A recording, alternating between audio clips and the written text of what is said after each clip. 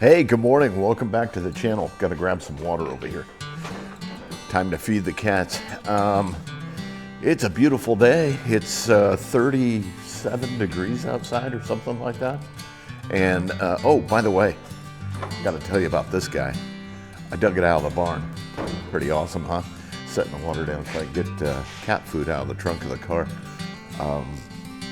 Anyway, I'll get you caught up on everything in just a minute.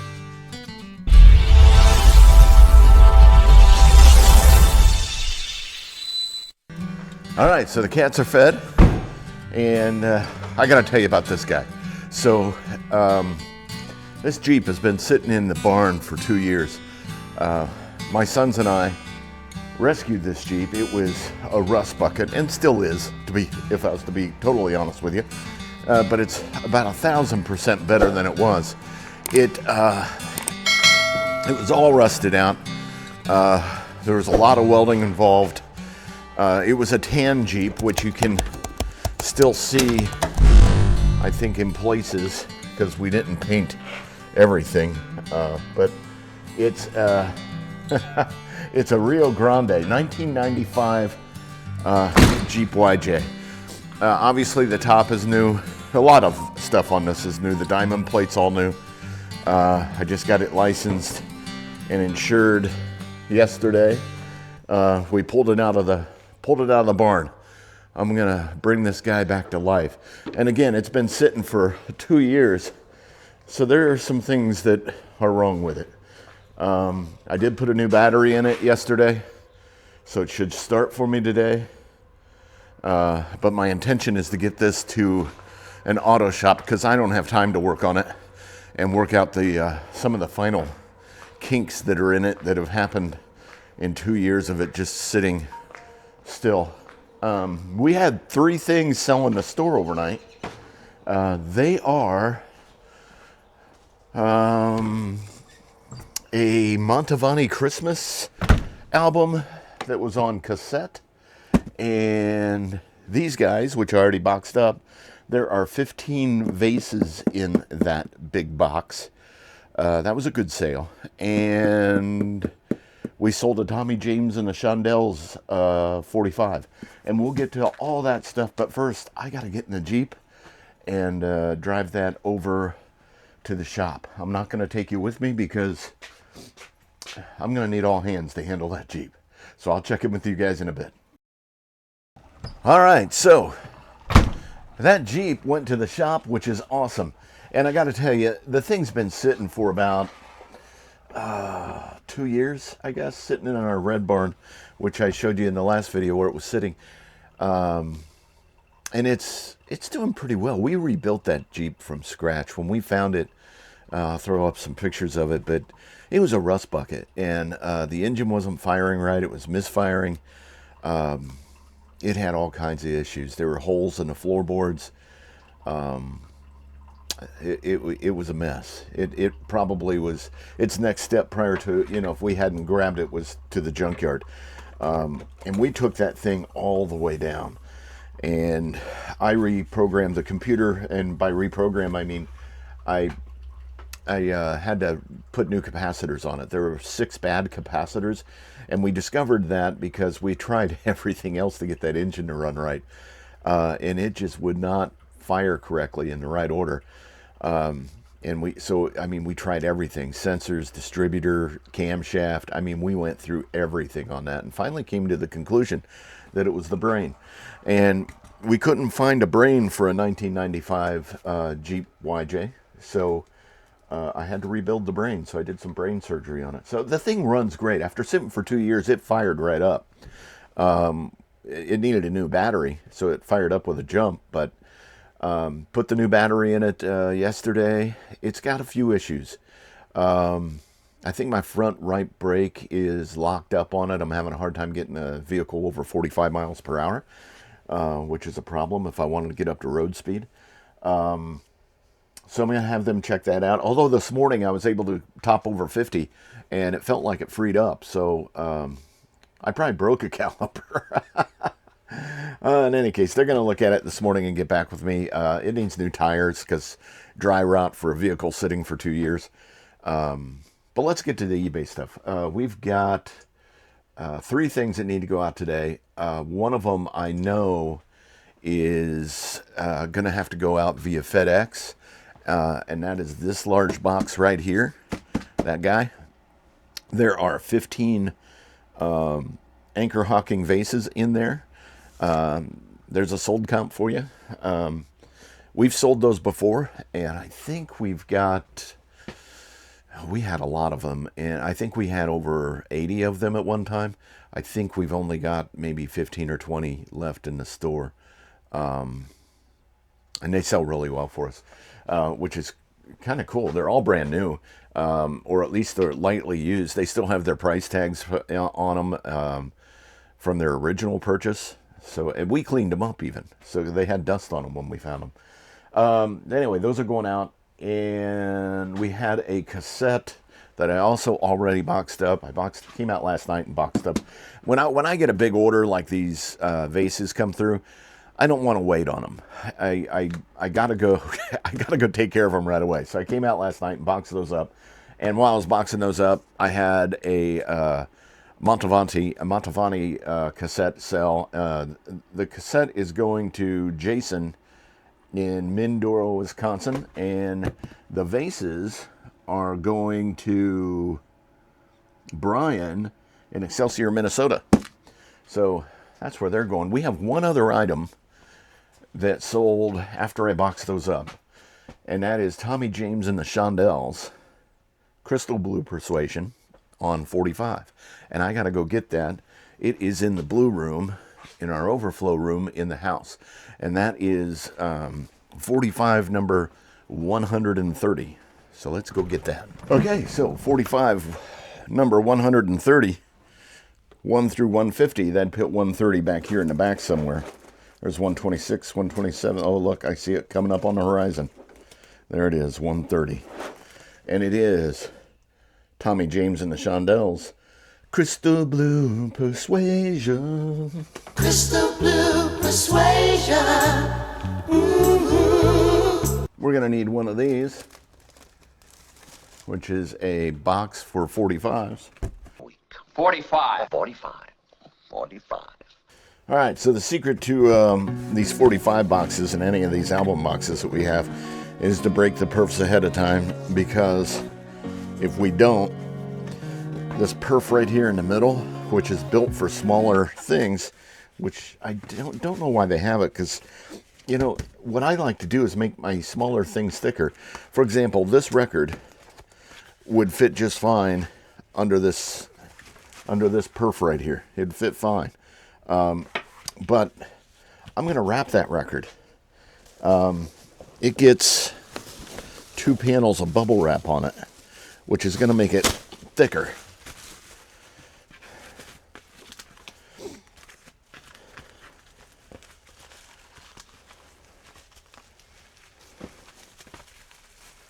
And that just made it thicker. I wanted to get there safely. I know these boxes are designed to protect, but I like the extra protection. So far, knock on wood, we have not had any records damaged in shipment. So we must be doing something right. So I like our plan. It's a good plan. We're going to put a scripture card on there and a thank you card and put a pack slip in it. Can I do the packing slip? Tommy James is going to Alfonso in Salinas, California. And see, that goes together like that. And the nice thing is that bubble wrap adds some extra tension underneath that cardboard. It makes it a little tighter. Things don't move around. Things aren't going to get broken.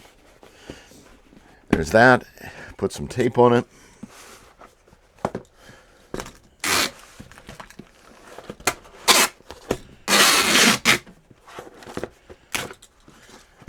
And it's ready to rock and roll. Rock and roll. So we got these 3 things ready to go. I need to get a cup of coffee in me, so I'm going to do that. Today's an interesting day. I've got as many of you know, other sources of income that help supplement what we do with the eBay store. And today, I need to record or start recording or finish recording. I need to make progress on some audiobooks. And that's, so I'm not buying audiobooks and listening. I'm actually producing audiobooks. So I have 2 to do, and one of them's got some deadlines coming up. So I need to knock out the remaining chapters of that audiobook, get the audio tracks produced and get them uploaded. So I need to do that today. But before I do that, I need to run 2 of those items to the post office, and then that big box needs to go to FedEx. So when it comes to big boxes like that, I got to shop pricing on it every time. I prefer UPS of our big box parcel type shippers, but it turned out FedEx is going to be cheaper on this one. The U.S. Postal Service was, to ship that large box, $68. Well, I only charged the buyer $24, so that's a bit of a problem. It looks like FedEx was the best route on that, and even FedEx was $32 to ship that box. So I'm $8 in the hole, plus shipping supplies. Cardboard's not cheap. And the way I did that, so it is a large box, and there are 15 vases inside the box. And actually, the way I've done it, there are 5 boxes inside the big box. Technically 6, but vases are in 5 boxes, and then I've got an empty box in there just as a spacer, just to balance things out. So they're boxed inside the box, and the vases inside those boxes are wrapped in bubble wrap and paper packing. So they should be safe. We overpack, and I know we do, but that creates weight and size. And then when you deal with weight and size, you get over a certain weight, and the U.S. Postal Service will still take it, but they just get really expensive. They make it difficult on you for you to take it to them. So I need to drive. I don't have a good FedEx drop-off point near me. We're in a rural community. Dollar Generals are great for dropping off Federal Express packages, but something that size, I really don't know if they'd take it, and 2, I really don't know that I want to leave it there. So I need to drive it about 20 miles or so to a FedEx facility and get it dropped off there. In the meantime, I'm going to have this coffee and go through some things, get some things organized, and then I'm going to hit the road. Hit the road, Jack. So I got a cup I need to get rid of. There we go. Put it back there. And cold coffee from the other day that I need to get refreshed or throw out. We dropped off those 2 smaller boxes at the U.S. Postal Service, and they're on their way in the system. So and I've told you this before, we drop off at the post office at least once a day, sometimes twice a day. So it's a first thing in the morning thing for sure.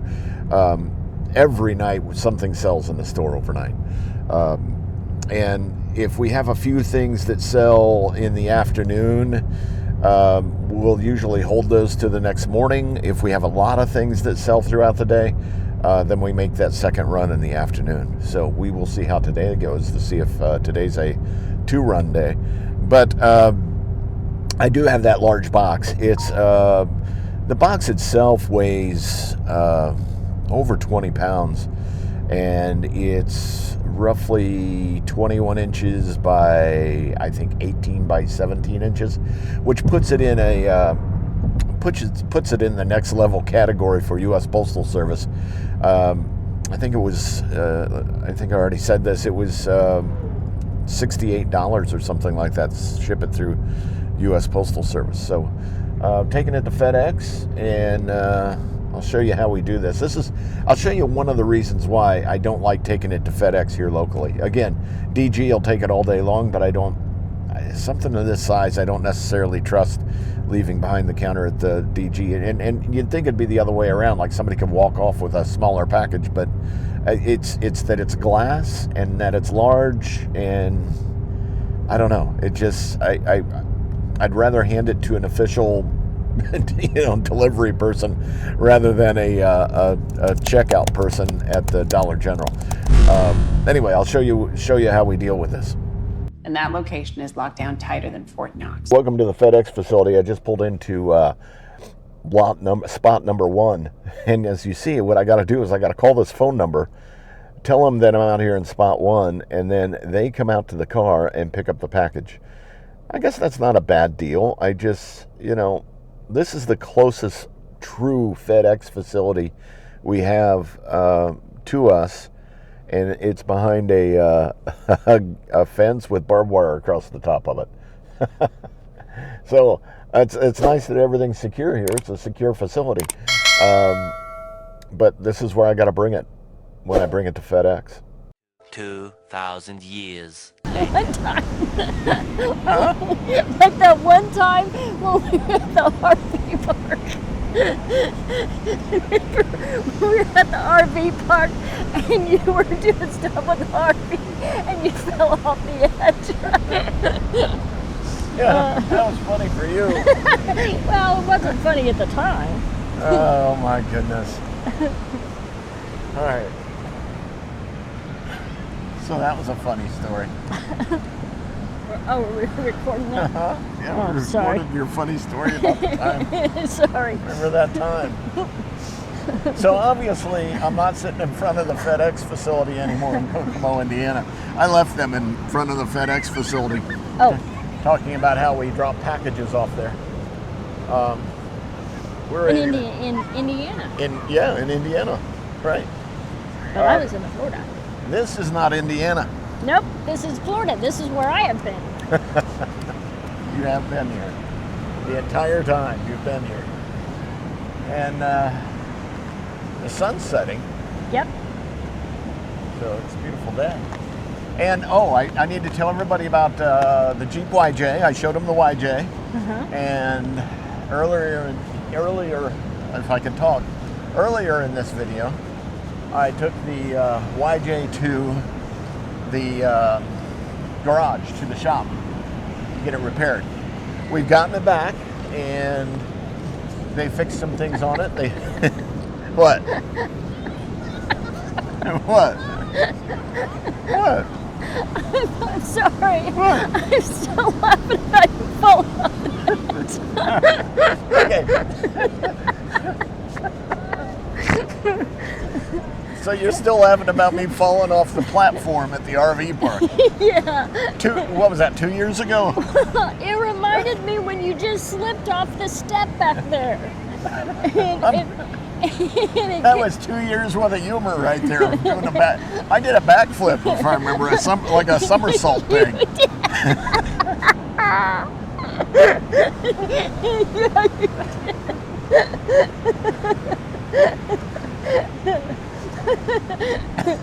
I didn't laugh at the time. So this is... So you're getting it out now? Yeah. Okay. So they fixed the front right brake on the Jeep, and they fixed the exhaust. Had an exhaust leak, and what else did they fix? Oh, got new tires. There's a couple of look. She still can't control herself. I'm sorry. Oh, and they've got 40 tires, and what else can I tell you?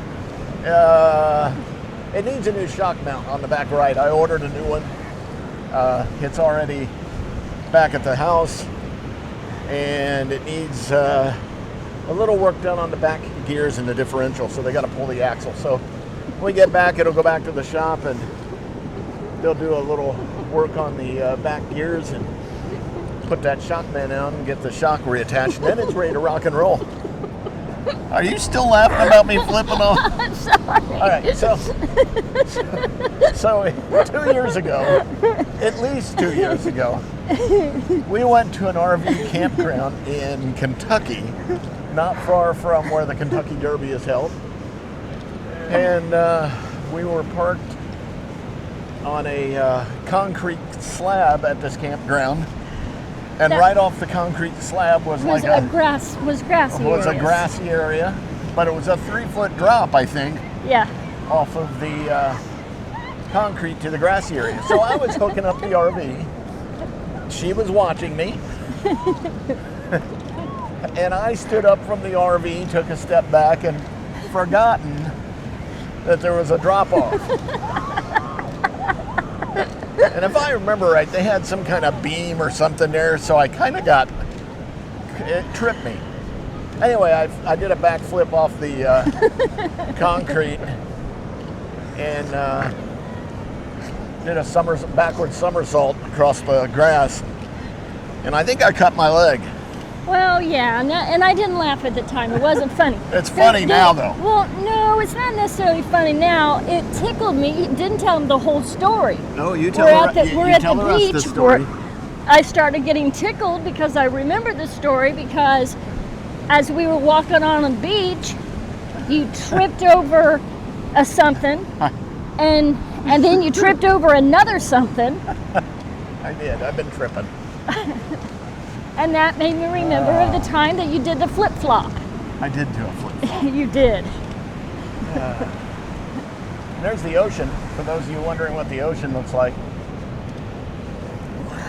we're out here for a Oh, and that's... walk on the beach. And that'll give you an idea of what the sunset looks like on the other side. That's the condo buildings. That's the condo Oh, yeah. buildings. We got married right here. Yep. Huh.